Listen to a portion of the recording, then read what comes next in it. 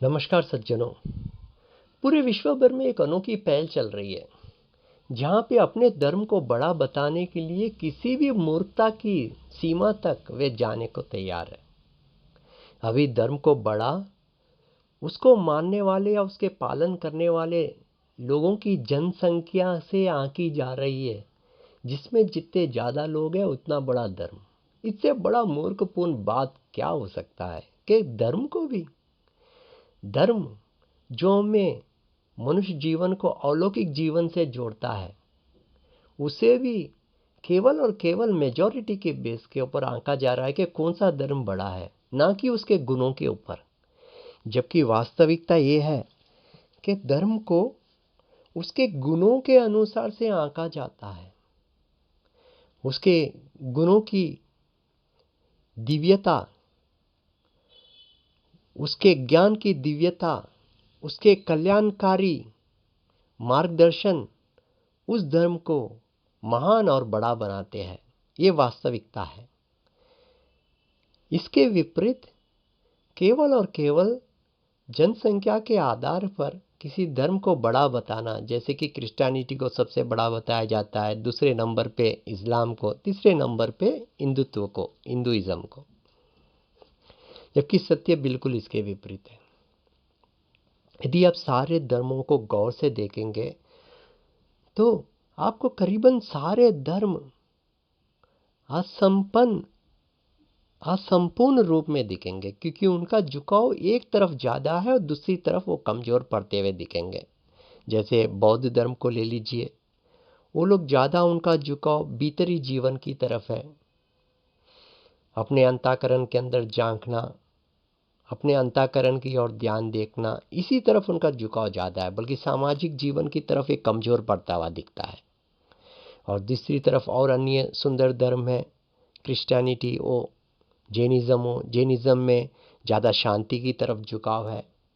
Christianity में भी कुछ हद तक शांति की और समाज की ओर से थोड़ा कमज़ोर पड़ता हुआ, लेकिन बहुत अच्छा धर्म में ये भी धर्म आते हैं।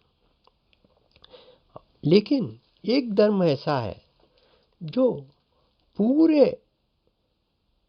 रूप से संपूर्ण 360 डिग्री पर वो खरा उतरता है। वो है हिंदू धर्म, सनातन धर्म।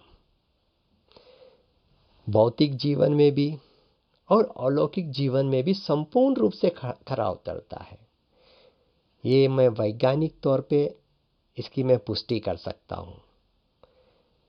ये धर्म इतना वैज्ञानिक रूप से इसको संपन्न किया हुआ है कि कदम कदम पर इंसान के एवोल्यूशन में, फ्रॉम द चाइल्डहुड, इंसान जब जन्म लेता है तब से लेके उसके वृद्ध अवस्था तक, ये धर्म उसे कदम कदम पे इस तरह सहयोग करके उसे परिपूर्ण कर देता है कि इसका भौतिक जीवन और उसका अलौकिक जीवन दोनों ही कल्याणकारी सिद्ध हो, उसके लिए एक कार्यबद्ध है हिंदुइज्म।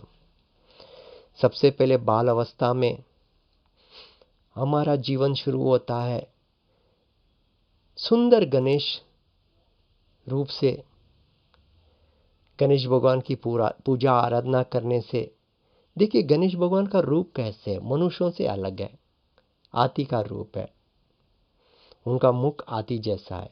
ये हमारा बच्चों का मन आकर्षित करता है, वो आकर्षित करके हमारा केंद्र पूरा उनकी तरफ लाता है। और फिर गणेश भगवान की पूजा सबसे पहले प्रथम की जाती है।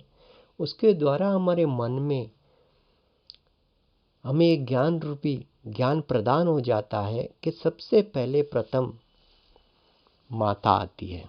गणेश भगवान ने सबसे पहले प्रथम माता की आज्ञा का पालन किया, और पालन करते हुए उन्होंने अपने प्राणों की भी परवाह नहीं की, और उस कर्तव्य पथ पर वो अग्रसर हुए थे, और उसी से वो प्रथम पूजनीय बन गए थे।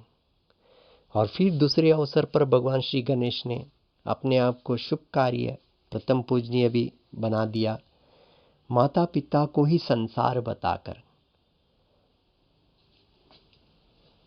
जब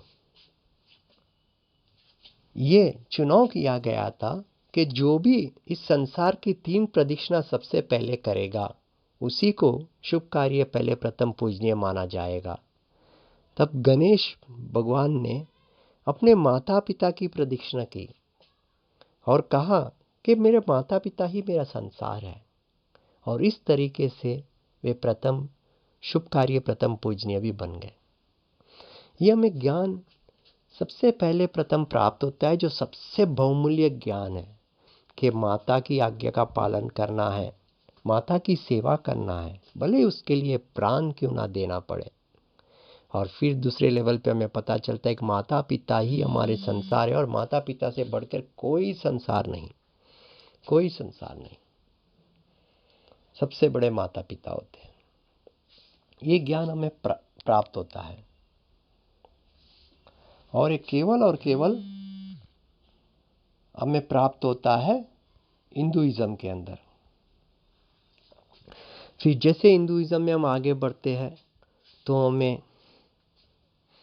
आश्रमों द्वारा, 4 आश्रमों द्वारा, जीवन जीने के 4 आश्रमों द्वारा हमें मालूम पड़ता है कि कैसे ब्रह्मचर्य का पालन करना चाहिए, कैसे गृहस्थ चलाना चाहिए, कैसे वनप्रस्थ आश्रम जीना चाहिए, कैसे संन्यास आश्रम जीना चाहिए। यहाँ भी चूक जाओ, क्योंकि अभी कलिकाल चल रहा है, कलयुग चल रहा है, तो कुछ हद तक ये उतना सरल नहीं होता। तो यहाँ भी चूक जाओ तो भगवान के अवतारों द्वारा हमें एक ज्ञान प्रदान करते हैं भगवान कि हम कैसे जीवन को सफल बनाएं, जिसके अंतर्गत बाल अवस्था में कृष्णा लीलाएं द्वारा, हनुमान जी की लीलाएं द्वारा, और फिर राम भगवान की लीला द्वारा हमें ज्ञान प्रदान होता है। संसारी जीवन में हमें कैसे अपने माता पिता के साथ आदरपूर्वक और आज्ञाकारी पुत्र के रूप में हमें जीवन व्यतीत करना चाहिए, भगवान श्री राम से हमें आदर्श ज्ञान प्राप्त होते हैं। कैसे भाई के साथ व्यवहार करना चाहिए, भगवान श्री राम से प्राप्त होते हैं। कैसे पत्नी के प्रति अपने कर्तव्य का पालन करना चाहिए, भगवान श्री राम से हमें प्राप्त होता है। और कैसे एक आदर्श राजा होना चाहिए, राष्ट्रपति अपना दायित्व निभाना चाहिए, ये भी भगवान श्री राम से हमें ज्ञान प्रदान होता है। और इसी तरह भगवान श्री कृष्ण अवतार से हमें कैसे बाहरी दुनिया से अपने आप को सक्षम बनाना चाहिए, ये ज्ञान भगवान श्री कृष्ण द्वारा हमें प्राप्त होता है। भगवान श्री कृष्ण द्वारा असुरों के साथ हमें कैसे धर्म को विजय दिलाना चाहिए, इसका भी एक अनोखा ज्ञान हमें प्रदान होता है। और गीता द्वारा हमें अपने मन बुद्धि को काबू में रखते हुए अपने कर्मों के ऊपर अपना ध्यान केंद्रित करके कैसे अपने जीवन को कामयाब बनाना चाहिए, ये भी ज्ञान हमें प्राप्त होता है। ऐसा अनोखा धर्म, ऐसी विविधता और ऐसी दिव्यता किसी और धर्म में नहीं, जो हमें संसारी भौतिक जीवन, संसारी जीवन में भी कामयाब बनाने के लिए संपूर्णतः से जैसे एक tailor made, readymade, well programmed religion है, जो हमें पूरी तरह से सक्षम कर देता है। इसी के अंदर माँ लक्ष्मी का रूप, भगवान विष्णु का रूप, माँ शक्ति का रूप, भगवान शिव का रूप, माँ सरस्वती का रूप, ब्रह्मा जी का रूप, ये भी हमें महाज्ञान प्रदान करते हैं। जहाँ लक्ष्मी माँ का रूप बताता है, हमें बार बार हमारे अंदर स्मरण रहे कि लक्ष्मी अति आवश्यक है और लक्ष्मी को कमाना है, प्राप्त करना है, ये हमें स्मरण रहे, इसलिए लक्ष्मी रूप है। किसी भी और धर्म में लक्ष्मी का रूप नहीं हमें प्राप्त होता है, यह हिंदुत्व में। फिर जिसके पास लक्ष्मी है वो पालन कर सकेगा, विष्णु भगवान पालन करता है। तो आपके पास लक्ष्मी होगी तो आप अपना घर बार भी आराम से पालन कर पाओगे। संसार में आप संसार का भी पालन कर पाओगे। ये ज्ञान प्राप्त होता है लक्ष्मी और विष्णु से।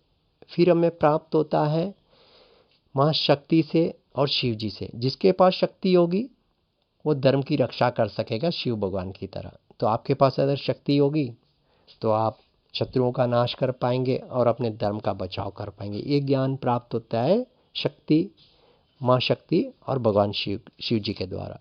फिर हमें ज्ञान प्राप्त होता है माँ सरस्वती और ब्रह्मा जी के द्वारा, कि जिसके पास सरस्वती होगी, जिसके पास ज्ञान होगा, वो नए नए आविष्कार कर पाएगा,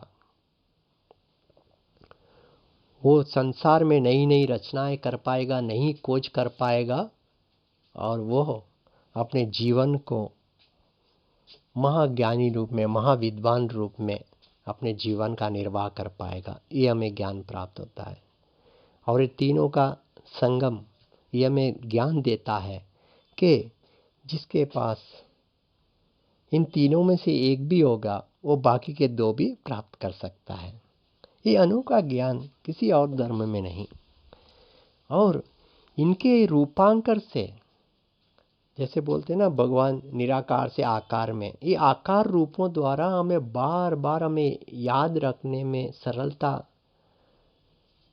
हो जाती है कि इनकी बहुत आवश्यकता है जीवन में। और उसके द्वारा जब हमें याद होता है तो उससे उनकी प्राप्ति भी सरल हो जाती है।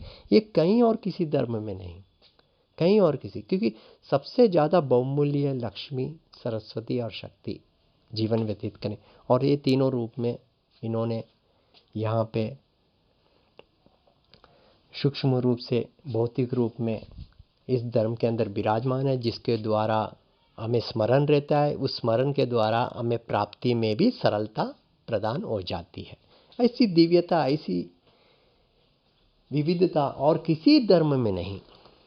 ये इस धर्म को महान बनाता है, हिंदुत्व को। देखिए, यदि आप दूसरे धर्म की तरफ देखेंगे, जैसे यदि आप इस्लाम की तरफ देखेंगे, तो वो हमारे वेदों पुराणों में वर्णित निराकार स्वरूप की तरफ ज़्यादा झुकाव देते हैं, दूसरी तरफ बिल्कुल ही झुकाव नहीं। हमारे वेद, गायत्री मंत्र, ऋग्वेद भगवान का निराकार स्वरूप के बारे में वर्णित है। भगवान निराकार स्वरूप में सर्वव्यापी है। ईशावापी इदम सर्वम यत् किंजर्वा जगताम जगत। हमारे वेद पुराण ऐसे अनेकों मंत्रों से भरे पड़े हैं। ओम भूर्भुवः स्वः तत्सवितुर्वरेण्यं भर्गो देवस्य धीमहि धियो यो नः प्रचोदयात्। ये मंत्र खुलेआम कह रहा है कि परमात्मा निराकार स्वरूप है, वो सर्वव्यापी है और वही आकार स्वरूप भी है। लेकिन इस्लाम के अंदर उन लोगों का झुकाव सिर्फ और सिर्फ निराकार स्वरूप की तरफ है।